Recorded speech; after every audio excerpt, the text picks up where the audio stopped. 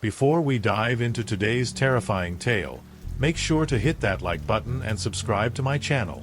Don't forget to click the bell icon so you never miss a spine-chilling story. Let's get into it. Rear view mirror warning. It was just after 10 p.m. when I received the ping from my Uber app. The usual rush of excitement coursed through me. I loved driving around Chicago at night, feeling the energy of the city pulse through the streets. I had just finished a long shift, and while I was tempted to call it a night, the lure of an extra fare kept me on the road. As I navigated through the busy streets, I arrived at the pickup location. There, standing under a flickering streetlight, was my passenger. He was tall and lanky, dressed in a dark coat that flapped slightly in the breeze. I felt a fleeting chill but shrugged it off as I opened the door for him. "Where to?" I asked, glancing back at him through the rearview mirror. He didn't answer right away, his gaze fixed on something outside the window. It felt like he was in a world of his own, and I was just a fly on the wall. "Just drive," he finally replied, his voice almost a whisper. I felt a jolt of unease, but didn't question him. I merged back into traffic, and we rolled down the street, the city lights casting fleeting shadows across his face. I tried to make small talk, but he barely responded. Instead, he seemed to scan the streets as if searching for something. As I focused on the road, I caught a glimpse of something strange in the rear-view mirror. The glass was fogging up slightly, and it looked like writing. I blinked, thinking my eyes were playing tricks on me. But when I looked again, the message was clearer: "Look out." My heart skipped a beat. What the hell was happening? "Did you see that?" I asked, my voice shaky. He didn't seem to hear me, his expression still distant, and I felt a wave of panic wash over me.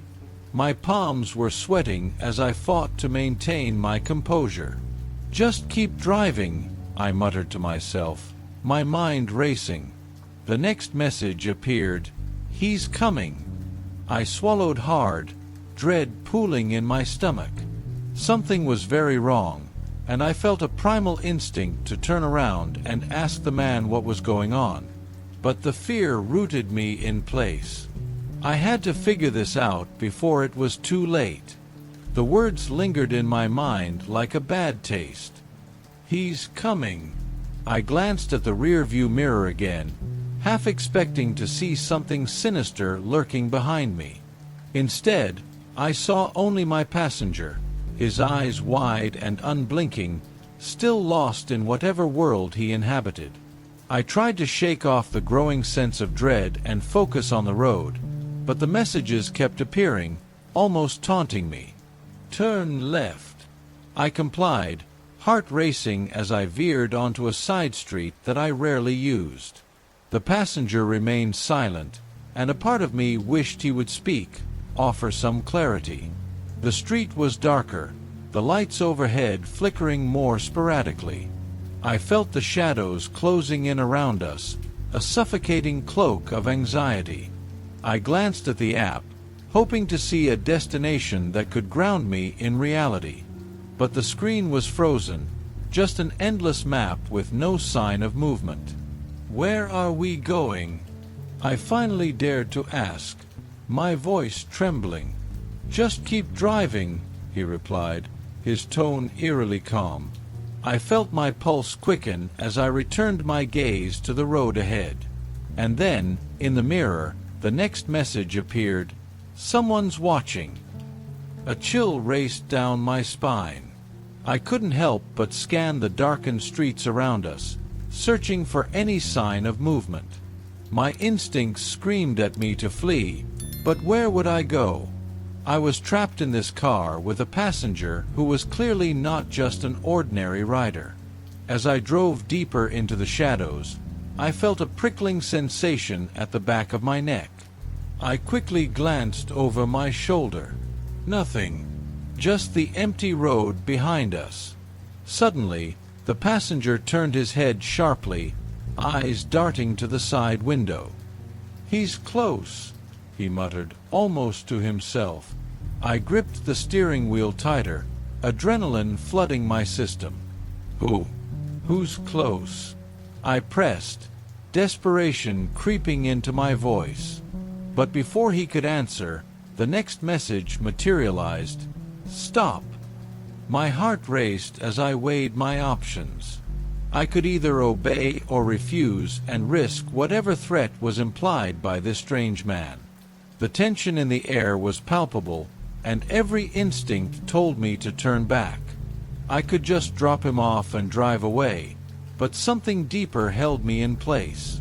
The silence in the car grew heavy, and in that moment, I made a decision. "I'm pulling over," I said firmly, my voice barely above a whisper.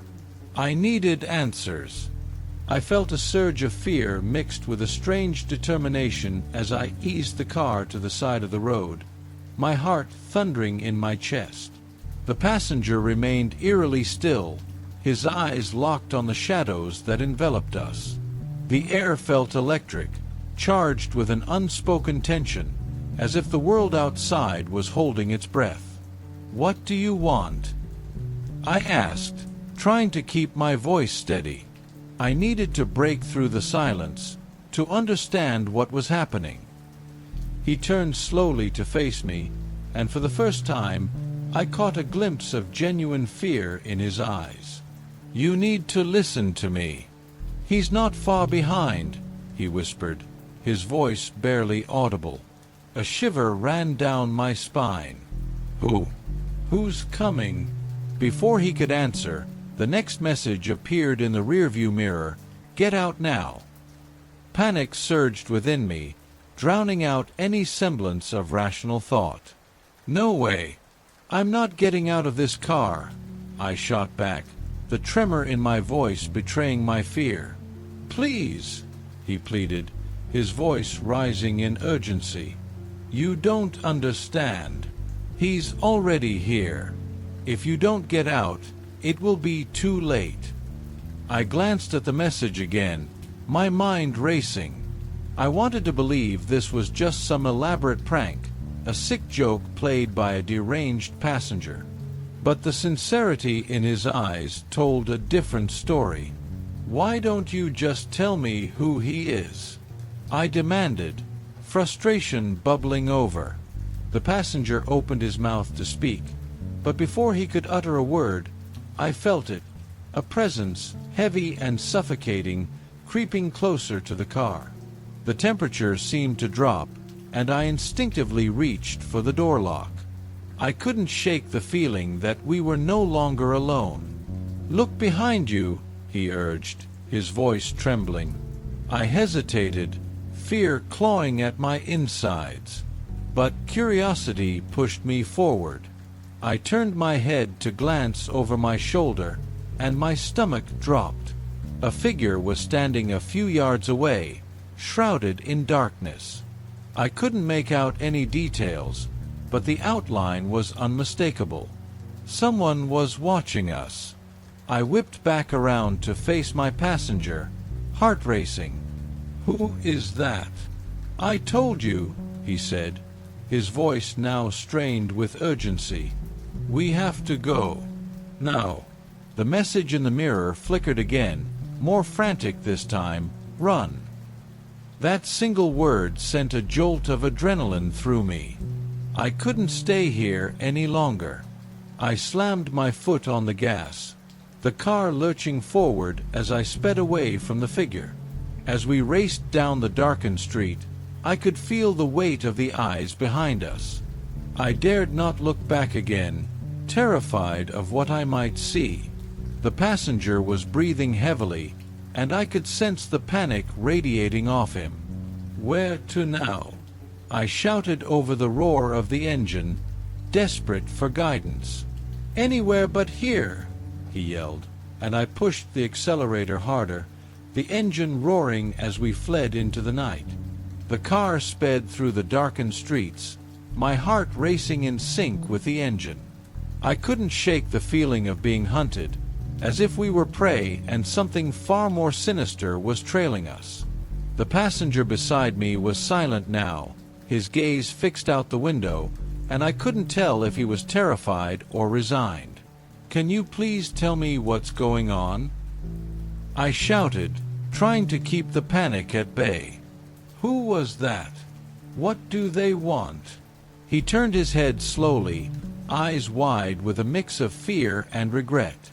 "It's not what they want, it's what they're looking for," he replied, his voice trembling. "You shouldn't have picked me up. You're in danger because of me." My breath caught in my throat. "What do you mean? Just tell me what's happening." He took a deep breath, his expression serious. "I was trying to escape him. He's been following me for weeks. I thought I could lose him, but he knows where I am. And now you're involved." "Wait," I said, trying to make sense of his words. "Who is he? Why is he after you?" Before he could respond, the rear-view mirror reflected a shadow moving rapidly behind us. I instinctively glanced back, my heart dropping. A dark figure was pursuing us, moving impossibly fast through the night, its form indistinct yet hauntingly familiar. "Keep driving. Don't stop," my passenger shouted, panic rising in his voice. I pressed the gas pedal harder, the speedometer climbing. But it was as if the figure was gaining on us, its form blurring with the darkness of the night. "Where do I go?" I yelled, desperation creeping into my tone. "Just keep going. We need to find somewhere safe," he urged, his voice filled with urgency. The streets began to feel like a maze, twisting and turning in ways that felt both familiar and foreign. I could feel the weight of the figure behind us, a palpable sense of dread suffocating the air inside the car. "Wait, stop. Turn right up ahead," he commanded, and I quickly obeyed, taking the turn without hesitation. We entered a dimly lit alley, the walls towering on either side, obscuring any view of what lay ahead. "This should buy us some time," he said, though I could hear the tremor in his voice. But just as I began to breathe a little easier, the mirror revealed the figure was still there, just beyond the alley's entrance. "What the hell is that?" I gasped, my hands shaking on the wheel. The passenger's face paled as he turned to me, eyes wide with fear. "That's him. He's always watching, always waiting." "Why?" I managed to stammer, feeling my heart sink. He hesitated, the weight of his next words hanging heavy in the air. "Because I know something. Something he can't let anyone find out." As the figure moved closer, the air crackled with an unsettling energy.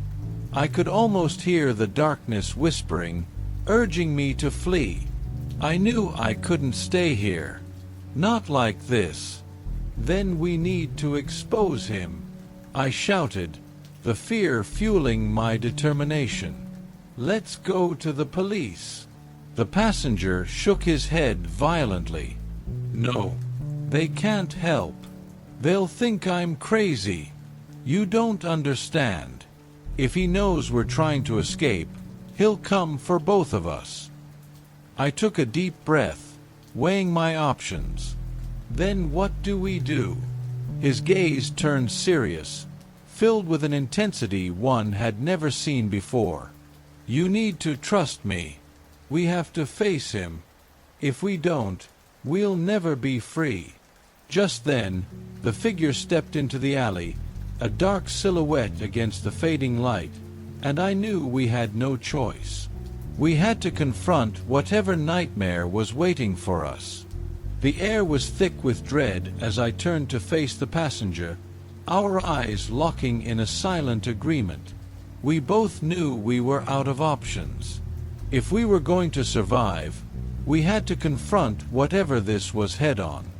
I could feel the cold sweat forming on my brow, a stark reminder of the fear clawing at my insides. "Are you ready?" I asked, my voice wavering despite my efforts to sound resolute. He nodded, though uncertainty flickered in his eyes. "We have to stand our ground. Whatever happens, we face it together." With a shaky breath, I shifted the car into park and unbuckled my seatbelt. The figure outside seemed to sense our resolve, stepping closer, revealing more of its ominous presence. My heart raced as I stepped out of the car, the night air chilling against my skin. As we stood together, I could see the figure more clearly. It was a man, his face obscured by the shadows. He wore a dark hoodie, the fabric stretched taut across his gaunt frame. I couldn't make out his features, but I felt his eyes boring into me, as if he could see through my very soul. "Who are you?" I shouted, my voice echoing down the alley. "What do you want?" The figure tilted his head slightly, and in that moment, I felt an unsettling chill wash over me. "You know what I want," he replied, his voice smooth and unnerving, as if he had practiced this moment 1,000 times. "No!" my passenger shouted, stepping in front of me protectively. "You don't get to take anything from us." The figure laughed softly, a sound that sent shivers down my spine. "You think you can stop me? You have no idea what you're up against." I felt the weight of his words, the truth sinking in. This wasn't just a man. He was a force, a darkness that thrived on fear and chaos. "Tell me what you know," I demanded, desperation creeping into my tone. "What do you want from him?" He stepped closer, the shadows wrapping around him like a shroud. "He carries a burden that he cannot share. Secrets that, if exposed, could unravel everything. And I won't allow that to happen." The passenger's eyes widened with realization. "It's about the girl, isn't it?" The figure's gaze flickered towards him, a flash of anger crossing his features. "You should have kept your mouth shut. Now you've put yourself in danger." Suddenly, everything clicked into place. I had heard whispers, rumors about a girl who had gone missing, a name I dared not speak. My passenger had been caught in a web of lies and darkness, and this man was the thread pulling it all together. "No more lies," I said, my voice steadier now. "We're not afraid of you. We're going to the police, and you can't stop us." The figure sneered, his eyes narrowing. "You think they'll believe you? You think you can expose me? I am everywhere. You can't hide from what's already inside you." My heart raced as I realized what he meant. He was right. The fear he instilled was already gnawing at my mind, threatening to unravel me. But I couldn't let him win. "Let's finish this," I said, my voice gaining strength. "Whatever it takes." In a flash, the figure lunged forward, but I reacted on instinct. I grabbed my passenger's arm and pulled him back, just as the figure's hand reached for us. We stumbled but quickly regained our balance, adrenaline surging through my veins. "Run!" I yelled, and we took off down the alley, our footsteps pounding against the pavement as we fled the nightmare that had unfolded before us. Behind us, I could hear the figure's laughter echoing in the darkness, a haunting reminder of the terror that lurked just out of reach. I didn't look back. I couldn't. We raced towards the streetlights that beckoned like distant beacons of hope. As we burst into the light, I felt a wave of relief wash over me. The night air felt less oppressive, as if the darkness had receded, if only for a moment. My mind was racing, but I knew one thing for sure.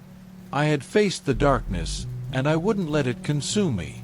We would tell our story, and maybe, just maybe, we could help others escape the shadows that threatened to pull them under. As we stumbled onto the main road, I turned to my passenger.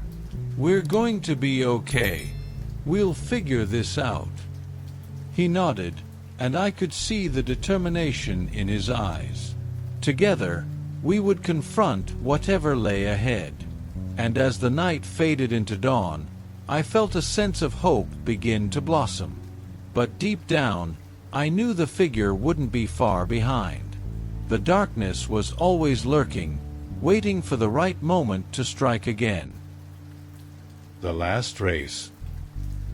As I pulled up in front of my apartment building after a grueling shift, I could almost taste the sweet relief of finally clocking out for the night.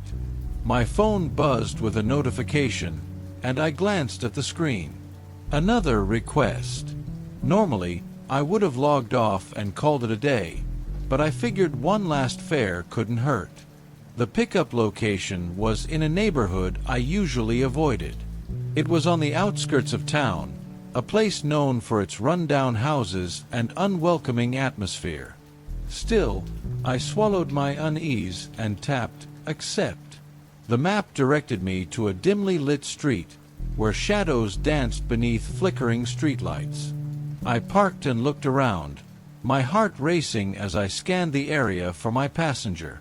He was hard to make out at first, a figure leaning against a wall, half hidden in the darkness. As I got out of the car to stretch my legs, I felt an inexplicable chill in the air. I shook it off, attributing it to my overactive imagination. I had a job to do. The man opened the back door and slid into the seat behind me. He wore a dark hoodie, his face obscured by the shadows. I could only see the lower half of his face, but even that was enough to send a shiver down my spine. "Just drive," he said in a low voice. "And don't ask questions." I felt a knot tighten in my stomach, but I nodded and put the car into gear. "Okay," I replied, trying to keep my tone casual. "Where to?" "Just keep driving," he insisted, his tone leaving no room for negotiation. My palms grew clammy around the steering wheel as I pulled back onto the road. This wasn't the first time I'd driven a passenger who was less than forthcoming, but something about this guy felt off. I glanced at the app, hoping for some indication of where we were headed, but the map was eerily blank. The silence in the car was suffocating. I could feel him watching me through the rearview mirror, his presence weighing heavy in the air. I forced myself to focus on the road, but my thoughts raced. Who was this guy? What did he want? Why did I accept this ride? As I turned onto a winding street, the tension thickened. I tried to shake it off, convincing myself I was overreacting. But as I glanced in the mirror again, I saw his eyes, cold, calculating. They sent a jolt of fear through me. This was not just a ride. This was a ride into the unknown. And I couldn't shake the feeling that I was being pulled into something I couldn't control. As I navigated the dimly lit streets, the weight of the silence pressed down on me. I stole a glance at the rearview mirror, catching a glimpse of my passenger's face shrouded in shadows. I could feel his gaze on me, piercing and intense. I had the sudden urge to fill the silence with conversation, hoping it would break the tension. "So, where are we headed?" I ventured, my voice slightly trembling. "Just drive," he repeated, his tone as steady as before. "I'll let you know when to stop." I nodded, biting my lip as I turned my attention back to the road. The night was getting darker, the streetlights flickering ominously as I drove deeper into the unfamiliar neighborhood. I could feel a knot tightening in my stomach, and I wished I had just logged off for the night. After a few moments of uneasy silence, he spoke up again. "What do you fear the most?" The question caught me off guard, and I hesitated. I don't know, I stammered, trying to keep my tone light. Maybe spiders? Heights. Typical stuff, I guess. He chuckled softly, a sound that sent chills down my spine. Come on, everyone has something deeper. What about the dark? Or being alone? I glanced at him in the rearview mirror, searching for any hint of a smile, but his expression remained serious. Well, yeah, I admitted, trying to play it off. Who doesn't fear the dark? He leaned forward slightly, his voice dropping to a near whisper. What if I told you that darkness holds more than just fear? What if it hides things you don't even know are there? A chill raced through me, and I gripped the steering wheel tighter. What do you mean? But before he could answer, he changed the subject. Tell me something about yourself. Something no one else knows. I hesitated, feeling an urge to confide in him, to share secrets that had long been buried. Look, man, I don't think that's appropriate, I said, trying to keep the conversation light. I barely know you. He chuckled again, but this time it felt more menacing. You'd be surprised what people share when they feel trapped. I felt a shiver run down my spine. Was I being trapped? I forced myself to focus on the road ahead, but every time I glanced in a mirror, his eyes seemed to bore into me, stripping away my defenses. I needed to shake off this feeling of unease.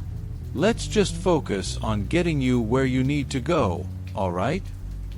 I said, attempting to regain some control over the conversation. But deep down, I felt the tension mounting, the air thick with something unnameable. Where do you think I want to go? He asked, a smirk creeping onto his lips. You think you can just drive away from your past? His words struck a nerve, and my heart raced. The way he spoke felt too personal, too intimate, and I had to remind myself that I didn't owe this stranger anything. Yet, as I drove, I couldn't shake the feeling that he already knew more about me than I was comfortable with. Just keep driving, he repeated, the tension palpable, and I realized that this wasn't just a ride. It was something much more sinister. I continued to navigate the winding streets, my heart pounding in my chest. The atmosphere inside the car felt thick and suffocating, almost as if the air itself was heavy with unspoken words. With every turn, I hoped to find a familiar street or landmark that could offer me a sense of relief, but the neighborhood grew more unfamiliar with each passing minute. Are we almost there? I asked, trying to mask the tremor in my voice. Just keep driving, he replied, the edge in his voice a stark reminder that I was losing control of this situation. I glanced at the navigation app again, and my heart sank. The map was eerily blank, as if I had entered some sort of void. No route, no destination, just a pulsating dot representing my car, aimlessly drifting through the darkness. A wave of panic washed over me. What's going on? Why isn't the app working? I muttered, my voice rising slightly.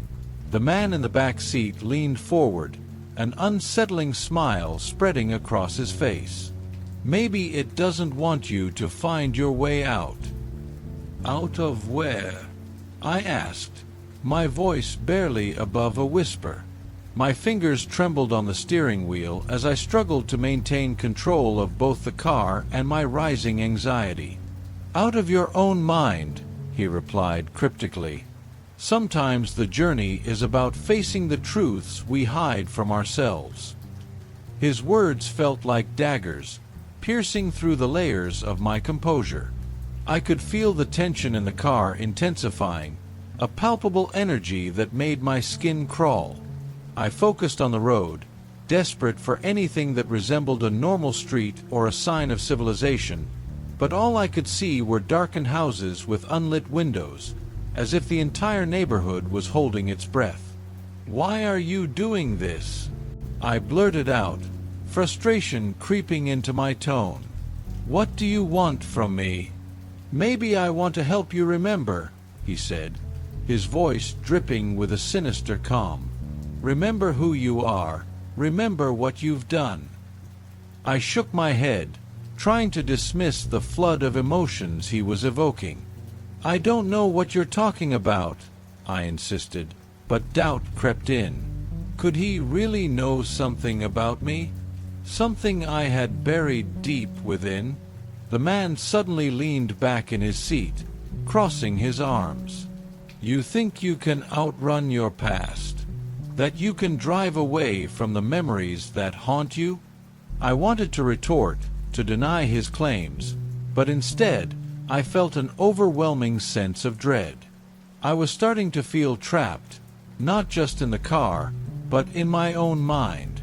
The darkness outside pressed in, and I couldn't shake the feeling that I was heading toward something I couldn't control. Desperation fueled my next decision. I decided to turn down a side street, hoping to find a familiar road, something to anchor me back to reality. But as I made the turn, I noticed something strange. The houses around us began to look the same, almost like a twisted version of a suburban nightmare. Identical facades, identical shadows lurking behind the windows. "Where are we?" I asked, panic rising. "This isn't right." "Just keep driving," he urged, and his calm demeanor only amplified my fear. "You're getting closer." "Closer to what?" I shouted, my voice cracking. But he didn't answer. Instead, he leaned forward again, his eyes glinting with something darker. I glanced at the app one last time, hoping for a miracle, but it remained blank. My heart raced as I realized I was utterly lost, both in the car and in my own mind. I could feel the ground beneath me shifting, and suddenly, it felt like there was no way out. I had accepted a simple fare, but it was becoming clear that this ride was leading me into a darkness I wasn't prepared to face. The car seemed to drift into an unsettling silence, the only sound being the soft hum of the engine and the rhythm of my own heart pounding in my chest. I gripped the steering wheel tighter, my knuckles white against the dark leather. The atmosphere felt electric, charged with an unspeakable tension, as if the very air was alive with unspoken fears. "Just keep driving," the passenger repeated, his voice now taking on a chilling resonance. The way he said it made my skin crawl, a command laced with a sinister undertone. I swallowed hard, fighting the rising tide of panic within me. I could see shadows moving in the corners of my vision, flashes of movement behind the darkened windows of the identical houses surrounding us. It was as if the neighborhood itself had come alive, watching, waiting for something to unfold. "Why are you doing this?" I finally blurted out, my voice trembling. "What do you want from me?" "Want?" he mused, a wicked grin spreading across his face. "I want you to see the truth. You can't run from it any longer." "Truth?" I echoed, confusion clouding my mind. "What truth?" He leaned closer, his eyes glinting in the low light, and I felt a chill creep down my spine. The truth about that night. My breath caught in my throat. Memories I had buried deep began to surface, jagged and raw. The accident, the screams, the guilt. I had pushed it all away, locked it up tight, and now it was clawing its way back into my consciousness. "What are you talking about?" I forced myself to say, but my voice lacked conviction. "That was a mistake. It was an accident." He chuckled softly, the sound reverberating through the car. Mistakes can haunt us, especially when we refuse to acknowledge them. The darkness outside seemed to close in, and I could feel a cold sweat forming on my brow. "This isn't real," I whispered, almost to convince myself. "You're not real. This is just a ride." "Oh, but it is real," he replied, his tone almost mocking. "You're the one who needs to wake up. You think you're driving, but you're just circling back to the same place, the one you've been trying to escape." I felt my stomach drop. I glanced out of the window, hoping to catch a glimpse of a landmark, anything familiar to anchor myself, but all I saw were those same dark houses. My panic escalated. "Stop the car. Let me out." "Not yet," he said, his voice firm. "You're not done yet. You need to confront it." "Confront what?" I demanded, my breath quickening. "The truth," he said, leaning back in his seat. "The truth about who you really are. The truth about the darkness that follows you." My pulse raced, fear clawing at my insides as I tried to hold on to some semblance of control. "I'm not afraid of the dark," I lied, but even I could hear the wavering in my voice. He leaned closer, his eyes boring into mine, and I felt the weight of his gaze suffocating me. "You should be, because the dark is where your demons lie." In that moment, a surge of adrenaline coursed through me. I had to get out. I slammed my foot on the gas pedal, the car lurching forward. I said, "Let me out," but he simply chuckled, a low, ominous sound. "You can't escape. The truth is always there, waiting for you to face it." Suddenly, the lights of a nearby house flickered on, illuminating the street for a brief moment. I caught a glimpse of a figure standing in the doorway, a child, pale and thin, staring directly at me with wide, empty eyes. My heart dropped. "No, no, no," I gasped, my voice shaking. "What does that mean? What does that mean?" The man's expression shifted, a knowing smile forming on his lips. "It means you're not the only one who has secrets. It means your past is catching up to you." I could feel my pulse pounding in my ears, the world closing in as I fought against the rising tide of memories. "This can't be happening," I whispered, panic consuming me. "I didn't do anything wrong." "Didn't you?" he asked softly, his words slicing through my defenses. "You need to decide if you're ready to face the truth, or if you're going to keep running." In that moment, I knew that whatever darkness had followed me was about to emerge, and I could no longer hide from it. My heart raced as I gripped the steering wheel, the world outside blurring into a haze of shadows and confusion. The eerie glow from the flickering house lights cast distorted shapes across the pavement, twisting reality into something nightmarish. The child in the doorway remained a haunting image in my mind, those empty eyes boring into my soul, awakening a fear I thought I had buried long ago. "Stop the car!" I shouted again, my voice trembling. "Let me out!" The man remained calm, his unsettling smile never faltering. "You know you can't escape, don't you? This is your ride, and it won't end until you confront what you've done." "What do you want from me?" I screamed, my desperation spilling over. "I don't want any part of this. I'm innocent." He leaned back, studying me with an intensity that made my skin crawl. "Innocence is a fragile thing. You should know that better than anyone." Suddenly, the landscape shifted, the houses fading into darkness as if we were driving through a tunnel of despair. I felt a weight in my chest, a deep sense of foreboding pressing down on me. "What do you mean?"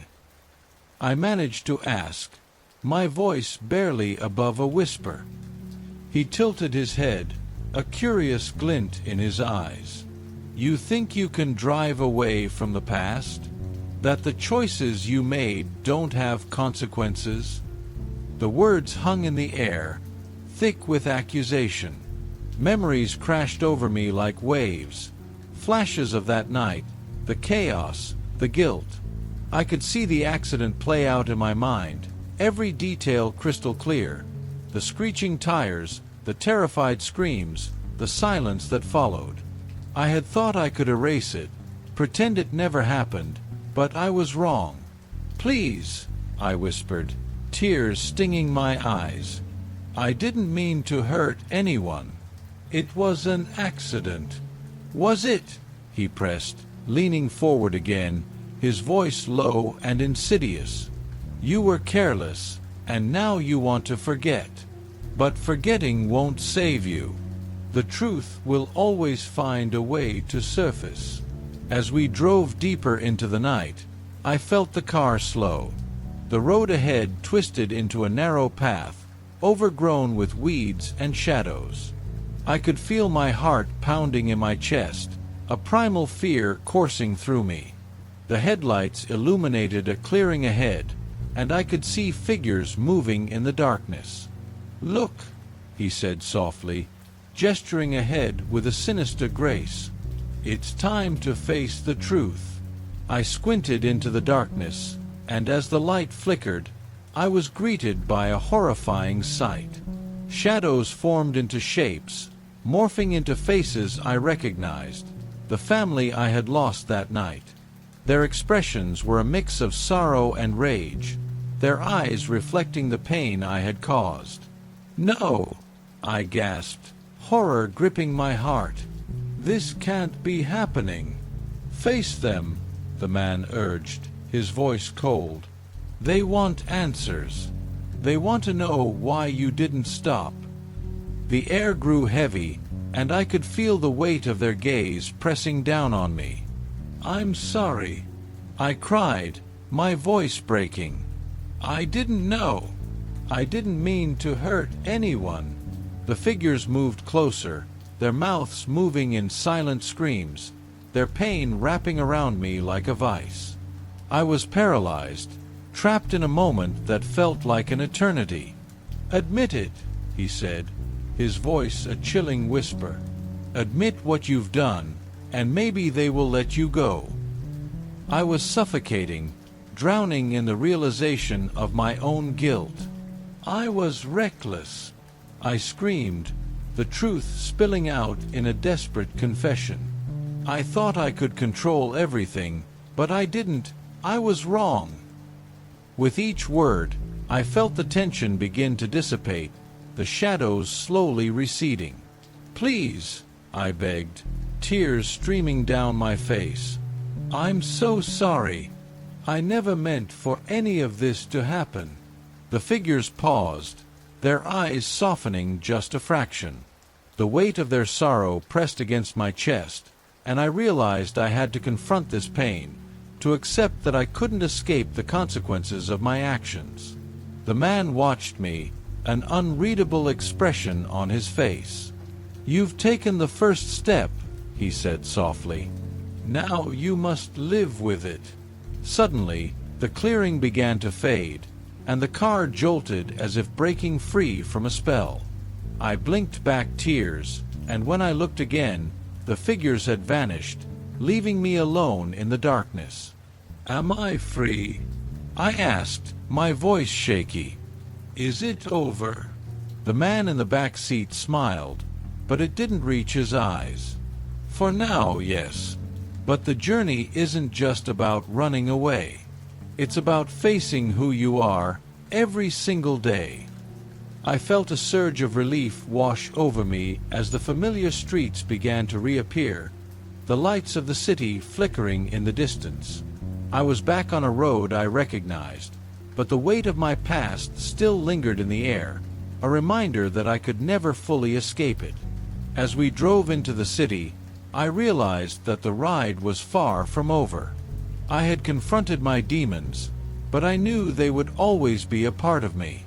And as the man's laughter echoed softly in the back seat, I understood that my last ride was just the beginning of a new journey, one that would require me to face the darkness within, again and again. Ghost race. It was late, past midnight, and I was ready to call it a night. My shift as an Uber driver had been long and uneventful, with the usual mix of tired office workers and weekend partiers. The streets were quieter now, and I just wanted to get home.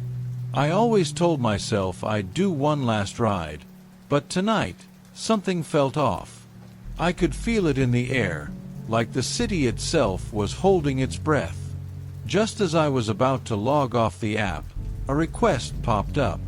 It was in one of those outer neighborhoods, the kind where streetlights are few and far between, and houses are spaced out enough to feel isolated. Normally, I'd reject it, but the payout looked good, and it was close to my route home. So, I accepted. The directions led me to a street that felt wrong the moment I turned onto it. The houses were dark, barely visible through overgrown trees, and the road seemed to stretch on forever. I slowed down as I approached the pickup location, my headlights barely cutting through the thick fog that had begun to creep in. Then I saw him, my passenger. He was standing under a flickering street lamp, head lowered, wearing a long, tattered coat. His face was hidden in shadows, and he didn't move until I stopped right in front of him. He opened the door without a word, slid into the back seat, and slammed it shut. "Good evening," I said, trying to sound friendly, but he didn't respond. Just stared out the window, his face still obscured by the shadows of his hood. I could feel the tension in the air as I pulled away from the curb. The ride was quiet. Too quiet. Every now and then, I glanced in the rearview mirror, but all I saw was his silhouette, motionless, like he wasn't even breathing. The GPS directed me down a series of increasingly narrow streets, deeper into what felt like a forgotten part of the city.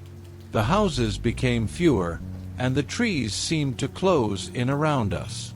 My unease grew with every passing mile.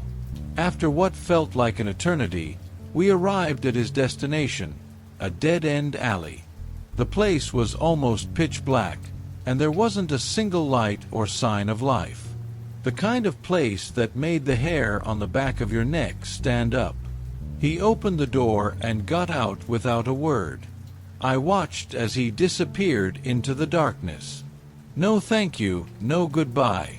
Just gone. I exhaled, relieved it was over, and reached for my phone to end the ride. But the button wouldn't respond. I tried again, but the app just froze, showing that the ride was still in progress. Confused, I restarted the app, but when it opened back up, it still showed the same thing: passenger in car. Ride in progress. That was weird. Maybe it was just a glitch. I figured I'd drive a bit and try again once I was out of this creepy area. But as I turned the corner, I noticed something strange in the rear-view mirror. The app was still showing that the passenger was in the car. I glanced at the back seat, empty of course, but the app insisted he was there. My pulse quickened, and I felt a sudden chill, like the temperature had dropped. I tried to shake it off, but the uneasiness lingered, creeping deeper into my bones. I hit the end ride button again, harder this time, but nothing happened. The passenger was still with me. I couldn't shake the feeling of dread that settled in my stomach as I drove away from that alley. My hands gripped the steering wheel, knuckles white, and my mind raced with questions. What was going on with the app? Why was it still saying that passenger was in the car? I was alone. I had to be. I pulled over to the side of the road, determined to fix this glitch. I restarted the app, hoping that it would finally register that I had dropped the guy off. As the screen flickered back to life, I glanced in the rearview mirror, half expecting to see him sitting there, but of course, it was just my empty back seat staring back at me. "Just a malfunction," I muttered to myself, trying to sound convincing. I took a deep breath and hit the "End Ride" button once more. This time, the app blinked and showed the ride completed. I felt a wave of relief wash over me. But as I resumed my drive home, the feeling of unease lingered like a shadow. I turned onto a more familiar road, hoping the streetlights and the hustle of the city would wash away the weirdness of the night. But just then, a noise from the back seat made my heart leap into my throat. It was faint, like the sound of a child's laughter, echoing softly, almost mocking. I spun my head around, but nothing was there. "Get a grip," I whispered to myself, shaking my head as if I could physically dispel the chill creeping down my spine. I turned the radio up, hoping the music would drown out the unsettling feeling. But the laughter persisted, growing fainter and more distant, almost like it was teasing me. I focused on the road ahead, telling myself it was just my imagination running wild. After all, I had just dropped off a strange passenger in a creepy neighborhood. It was only natural to feel unsettled. Suddenly, the headlights of my car flickered, plunging me momentarily into darkness. I slammed my foot on the brake, heart racing. The lights came back on, illuminating the empty street ahead, but the laughter had stopped, replaced by an oppressive silence that wrapped around me like a suffocating blanket. Just as I was about to reassure myself that everything was fine, my phone buzzed on the dashboard. A notification popped up from the Uber app, "New ride request." My stomach twisted. I glanced down, heart pounding, and saw the request came from the same dead-end street where I had dropped off that passenger. "No way," I breathed, my voice trembling. I couldn't go back there. Not now. Not after everything that had just happened. But the app chimed again, insisting I accept the ride. I felt trapped, like I was being pulled by an unseen force. After a moment of hesitation, I reluctantly accepted the ride, my heart sinking into my stomach. I turned the car around, the familiar streets quickly fading into the darkness of the neighborhood where I had just been. As I drove back, the air grew colder, and an unsettling feeling settled over me. The streetlights seemed to flicker more erratically, as if they were warning me to turn back. I gripped the wheel tighter, trying to shake off the feeling of dread. When I finally reached the dead-end street again, my breath caught in my throat. The road was still empty, shrouded in shadows, but the app still insisted there was a passenger waiting for me. I turned on my high beams, scanning the area, but nothing stirred. "Maybe they're just late," I muttered, though my voice shook. I sat there in silence, heart racing, my eyes darting around. That's when I heard it again, the faint sound of laughter, closer this time, echoing from the back seat. I whipped around, and there it was, a child's toy, a small dusty teddy bear, lying on the seat beside me, as if it had been there the whole time. I hadn't placed it there. My heart dropped as I realized I was not alone in my car. I felt frozen, caught between panic and disbelief. My hands trembled as I picked up the toy, and for a fleeting moment, I thought I saw a child's shadow flit across the rearview mirror. It vanished just as quickly, leaving only the echo of laughter hanging in the air. I needed to get out of there. I clutched the teddy bear in my trembling hands, the fur cold and slightly damp, as if it had been outside in the rain. I glanced around, half expecting the child to appear, but the street remained silent, the shadows stretching ominously across the pavement. The laughter echoed faintly in my mind, teasing me, mocking my fear. "Okay, just breathe," I whispered, my voice barely above a murmur. I couldn't let this freak me out. I needed to focus on the task at hand. But the eerie feeling that had settled in my gut wasn't going away. It was as if the darkness itself was closing in around me, suffocating and alive. I tossed the teddy bear onto the passenger seat, determined to ignore it. I had to get away from this place. I put the car in drive, ready to leave the street behind, when my phone buzzed again. Another ride request. No, no, no. I groaned, staring at the screen in disbelief. The request was from the very same dead-end alley. It was impossible. I had just been there. There was no way someone was waiting for me again. My heart raced as I contemplated the absurdity of it all. But before I could reject the request, a cold breeze rushed through the car, sending shivers down my spine. I glanced back at the rearview mirror, and for a split second, I saw the faint outline of a child's face reflected in the darkness, a twisted grin that sent ice through my veins. I whipped my head around, but nothing was there. "Get out!" I shouted into the empty back seat, my voice trembling with fear. "You're not real." The silence that followed was deafening, my own heartbeat echoing in my ears. I turned back to the road, my hands slick with sweat on the steering wheel. I pressed the cancel button furiously, but the app wouldn't let me. "Ride in progress," it insisted. I was trapped in a nightmare with no way out. With panic rising in my chest, I took a deep breath and tried to think logically. I was a driver. I couldn't just abandon the app and leave my car here. But as I contemplated my next move, the atmosphere grew heavier, thick with a presence I couldn't understand. The laughter returned, louder now, filling the car with a chilling resonance.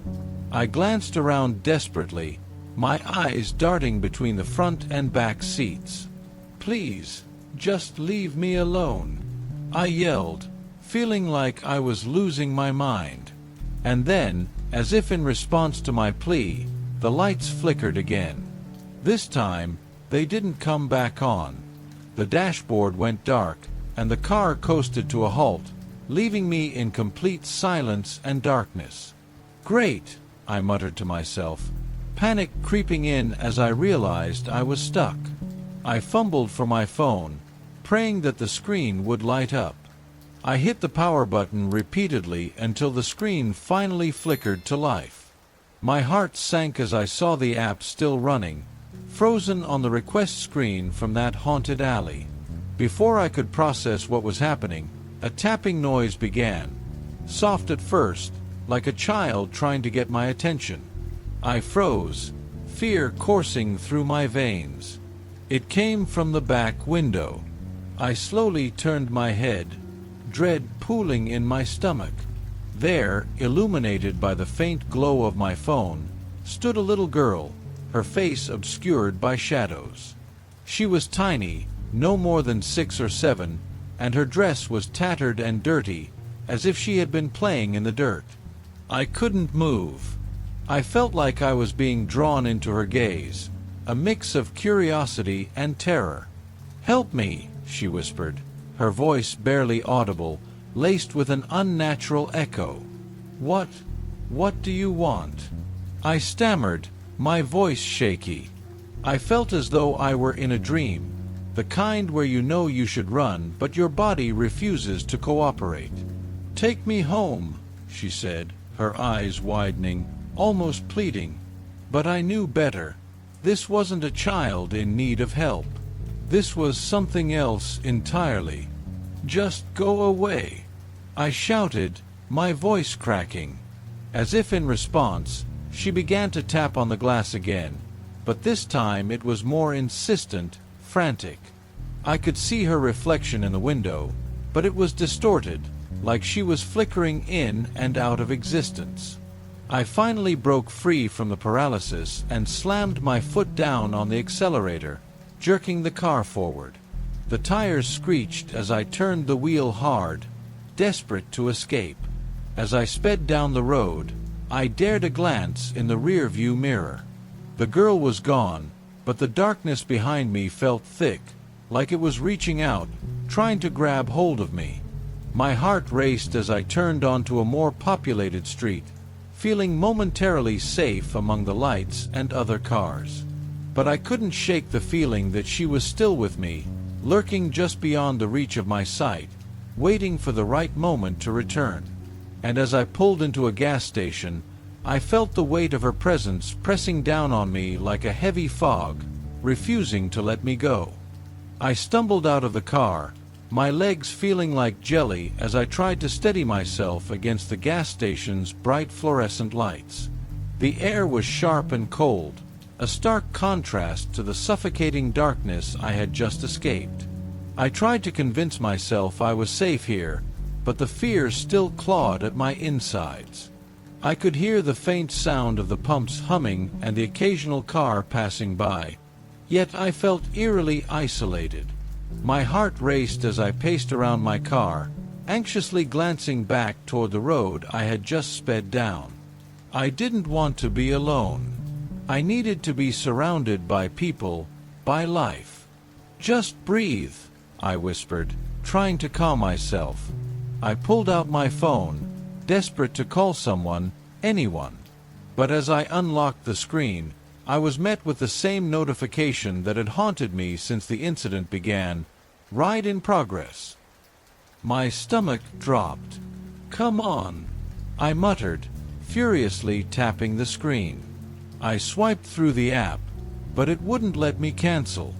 It felt like it was mocking me, tethering me to that nightmarish request. Then I heard it again, the laughter. It floated through the gas station, echoing in the open air like a distant memory, pulling me back into the nightmare. I whipped around, my pulse quickening as I scanned the area for any sign of the girl. But there was nothing, just the flickering lights and empty aisles of the gas station. "Hey man, you good?" A voice suddenly broke through my spiraling thoughts. A burly attendant stood nearby, eyeing me with a mix of concern and confusion. I forced a nod, trying to appear calm.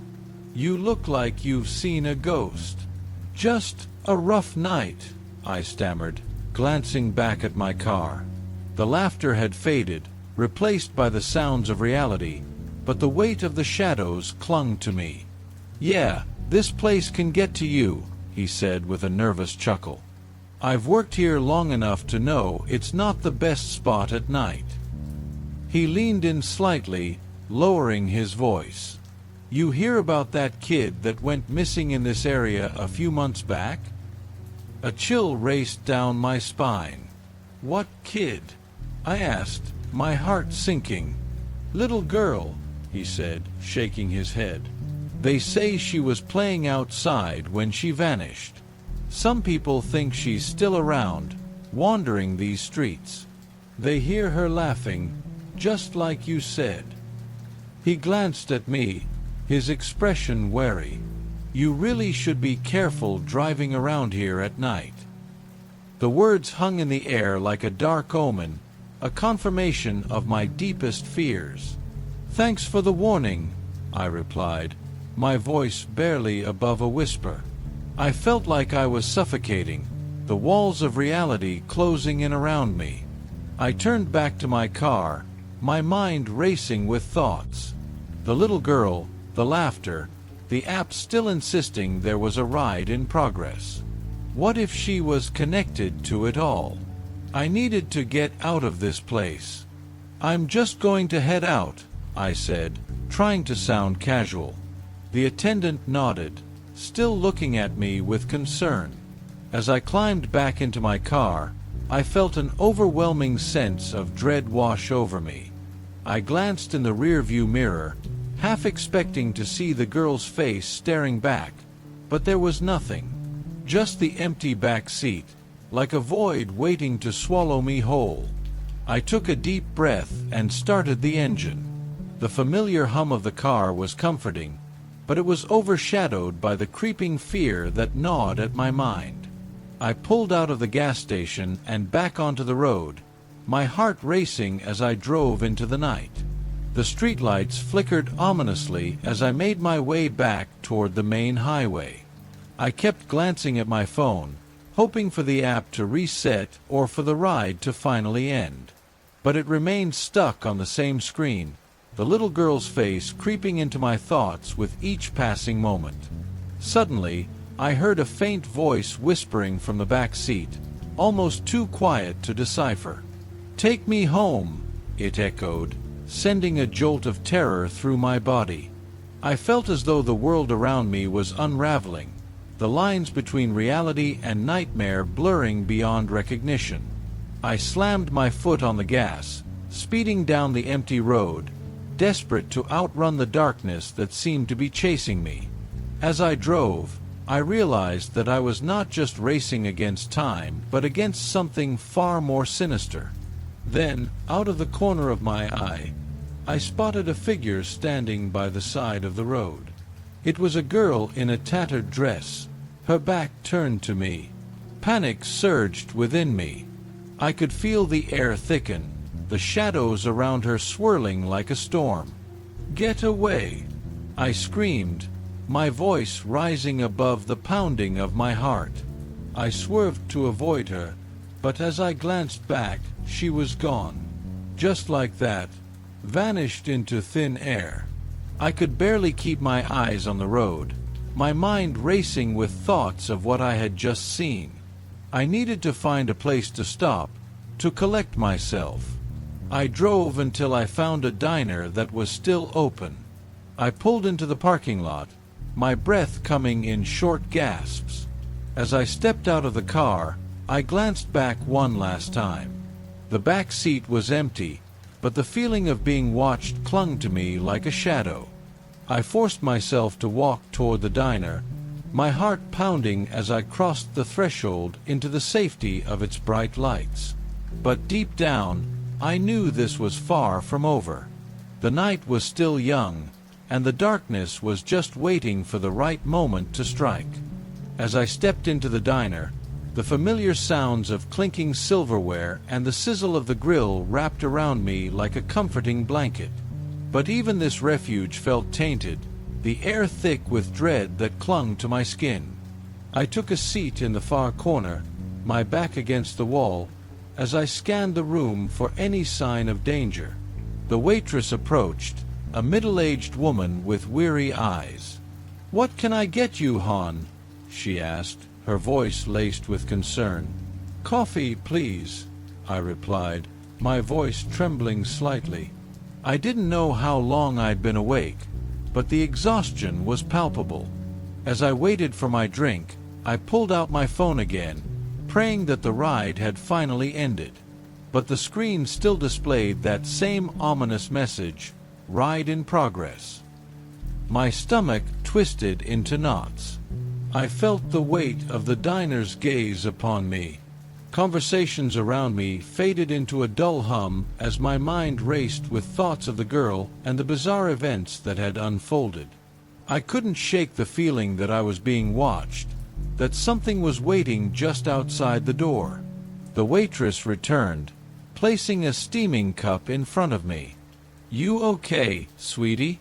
You look like you've seen a ghost." "Yeah, just a long night," I murmured, taking a sip of the bitter coffee, hoping it would awaken my senses. As I stared out the window, the neon lights flickered, casting eerie shadows that danced across the pavement. My gaze fell on the parking lot where my car was parked. It felt like a trap, a dark reminder of the horrors that had followed me. Then, I noticed something out of the corner of my eye, a figure standing just beyond the edge of the light. My heart raced as I recognized her, the little girl in the tattered dress. She stood there, staring at me with those haunting, hollow eyes. "Not again," I whispered, gripping the table so tightly that my knuckles turned white. I had to get out of there. I couldn't let her in. "Are you sure you're okay?" the waitress asked, concern etched on her face. "Yeah, I just need to go," I said, my voice shaky. I stood up abruptly, leaving a few dollars on the table, and rushed for the door. The moment I stepped outside, the world felt different, heavier. The air crackled with an unspoken tension. I glanced around, searching for any sign of the girl, but she was gone. I hurried to my car, fumbling with the keys as the shadows loomed around me. Just as I unlocked the door, I felt a chilling breeze sweep past me, and a voice echoed in the night, "Take me home." A jolt of fear coursed through my veins. I jumped into the driver's seat and slammed the door shut, my heart racing. I could feel her presence, lurking just beyond my sight. I had to confront this once and for all. With a deep breath, I forced myself to open the app once more. I tapped on the ride, my hands shaking as I selected the option to end the trip. A loading symbol appeared, spinning slowly as I stared at the screen, waiting for the cancellation to process. But instead, the app glitched, displaying a message that sent ice through my veins. "Pick up the passenger." "No, no, no," I yelled, slamming my hands on the steering wheel. My pulse quickened as I felt a wave of dread wash over me. And then I heard it, the laughter again, this time louder, more frantic, echoing in my ears. It was as if the shadows around me were alive, swirling and coiling, inching closer with each passing second. "Take me home," the voice cried out again, and I could feel a cold presence filling the car, like the air had suddenly dropped 20 degrees. The back seat was dark, but I could almost make out a small figure curled up in the shadows. I turned around, my breath hitching in my throat. There she was, the little girl, her eyes wide and filled with a haunting desperation. "Please," she whimpered, reaching out her hand toward me. "I just want to go home. Stay away," I shouted, panic overwhelming me. I slammed the car into gear and peeled out of the parking lot, the tires screeching against the pavement as I raced into the night. The laughter followed me, a chilling melody that echoed through the darkness. My mind was a whirlwind of thoughts. Was she a ghost? A lost soul? I had to find out. I drove aimlessly, desperately trying to escape, but the road seemed to stretch on forever, twisting and turning as if it had no end. The girl's voice grew louder, filling the car with her cries for help. "Take me home." As I turned onto a desolate road lined with trees, I realized I was heading toward the abandoned playground where I'd dropped her off. My instincts screamed at me to turn back, but an unseen force drew me closer, compelling me to confront whatever this nightmare had become. I parked the car near the entrance, heart pounding in my chest. The laughter faded, replaced by an eerie silence. I stepped out, my body trembling as I walked toward the swings, the rusted chains creaking in the wind. "Is anyone here?" I called out, my voice echoing through the darkness. "I'm here to help." For a moment, there was only silence, and then I saw her again. The little girl stood at the edge of the playground, her small frame illuminated by the moonlight. "Please take me home," she whispered, her voice fragile and filled with longing. "Where is your home?" I asked, my heart aching at the sight of her sorrowful eyes. "In the woods," she replied, pointing toward the trees. "But I can't go alone. Will you help me?" I hesitated, fear battling with empathy. I couldn't leave her there, alone and scared. "Okay," I said, my voice barely above a whisper. "Lead the way." As we ventured deeper into the woods, the shadows shifted around us, and the laughter returned, echoing through the trees. I could feel the chill in the air, but I pressed on, determined to help her find peace.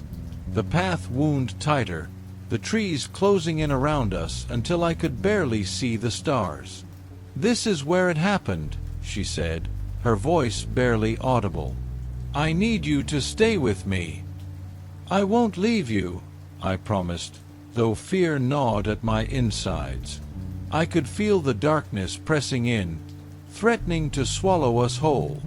Suddenly, the laughter erupted again, louder and more chaotic. "You shouldn't have come here," it taunted, and I could feel the ground trembling beneath my feet. I turned to the girl, panic in my eyes. "What is happening?" "They don't want me to go home," she cried, her voice trembling. Before I could react, shadows erupted from the trees, swirling around us like a tempest. I felt cold fingers brush against my skin, pulling me away from the girl. "No!" I shouted, reaching out to her. "Stay with me," she begged, her small hand reaching for mine.